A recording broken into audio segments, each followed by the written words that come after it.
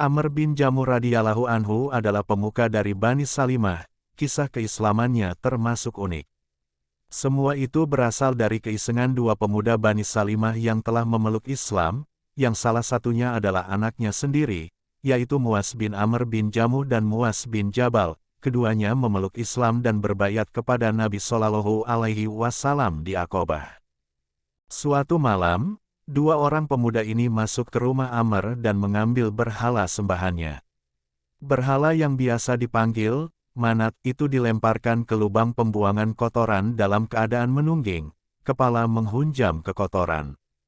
Keesokan harinya, Amr marah-marah karena kehilangan Tuhannya. Ia pun mencarinya dan menemukannya di lubang kotoran. Setelah mengambil dan membersihkannya, Amr meletakkan kembali di tempatnya semula dan berkata kepada berhala itu, "Demi Tuhan, jika aku tahu siapa yang melakukan kekejian ini kepadamu, aku pasti akan membalasnya." Pada malam harinya, kedua pemuda ini mengulang perbuatannya, dan membuangnya pada tempat yang sama. Pada pagi harinya, Amr terbangun dalam keadaan marah-marah karena sekali lagi kehilangan Tuhannya. Ia mencarinya dan menemukannya di tempat yang sama. Ia membersihkan dan menempatkannya kembali seperti semula. Kejadian ini berulang sampai beberapa kali. Karena jengkel hal ini berulang tanpa tahu siapa yang melakukannya, ia meletakkan pedang di pundak berhala tersebut dan berkata, "Sesungguhnya aku tidak tahu siapa yang bertanggung jawab atas perbuatan ini. Jika engkau memang mempunyai kekuatan, pertahankanlah dirimu sendiri dengan pedang ini." Kedua pemuda ini pun kembali mengambil berhala tersebut.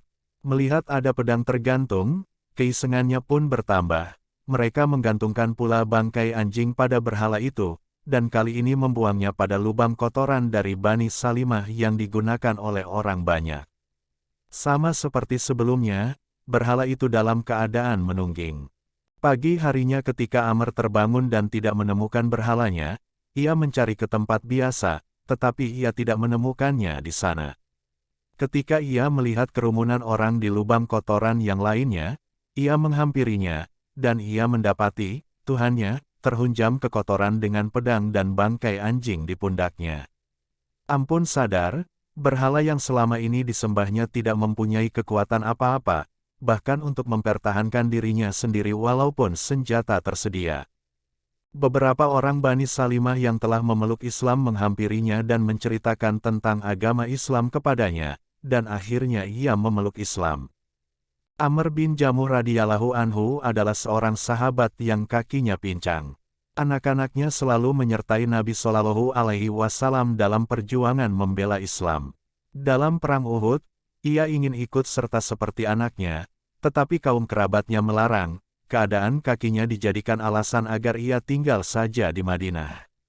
Ia hanya bisa berkata, "Sungguh menyedihkan, anak-anakku masuk surga sedangkan aku ketinggalan di belakang." Istrinya, Ummu Walad, sangat gencar mendorong suaminya untuk mengikuti perang Uhud. Karena itu ketika ia kembali ke rumah, istrinya jadi uring-uringan. Ia berkata, "Wahai suamiku, aku tidak percaya mereka melarangmu mengikuti pertempuran itu. Tampaknya engkau takut menyertai mereka dalam pertempuran." Mendengar penuturan istrinya itu, ia berangkat lagi untuk menemui Nabi Shallallahu Alaihi Wasallam. Setelah keluar pintu rumahnya ia menghadapkan wajah ke kiblat dan berdoa, "Ya Allah, janganlah engkau kembalikan aku kepada keluargaku." Ia mengucapkannya 2 kali, dan Ummu Walad pun mendengarnya. Ia melangkahkan kaki menuju masjid, dan setelah bertemu Nabi Shallallahu Alaihi Wasallam, ia berkata, "Wahai Rasulullah, aku sangat menginginkan gugur syahid di medan pertempuran, tetapi kaum kerabatku selalu melarangnya. Aku tidak bisa lagi menahan keinginanku, ya Nabi SAW, izinkanlah aku mengikuti pertempuran ini. Aku berharap dapat berjalan-jalan di surga dengan kakiku yang pincang ini." Nabi Shallallahu Alaihi Wasallam menasehatinya untuk tetap tinggal karena ia mempunyai uzur syar'i untuk tidak mengikuti jihad atau pertempuran.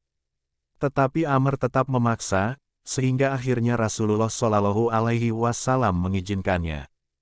Dalam perang Uhud itu, ia berjuang bersisian dengan anaknya, Walad bin Amr radhiyallahu anhu, Dengan gigih ia menyerang musuh, sambil terus berteriak, "Demi Allah, aku sangat mencintai surga."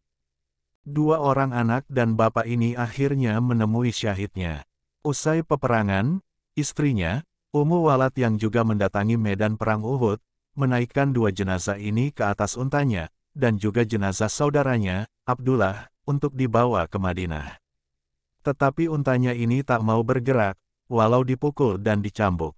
Melihat hal itu, Nabi Shallallahu Alaihi Wasallam bersabda, "Sesungguhnya unta ini diperintahkan berlaku demikian."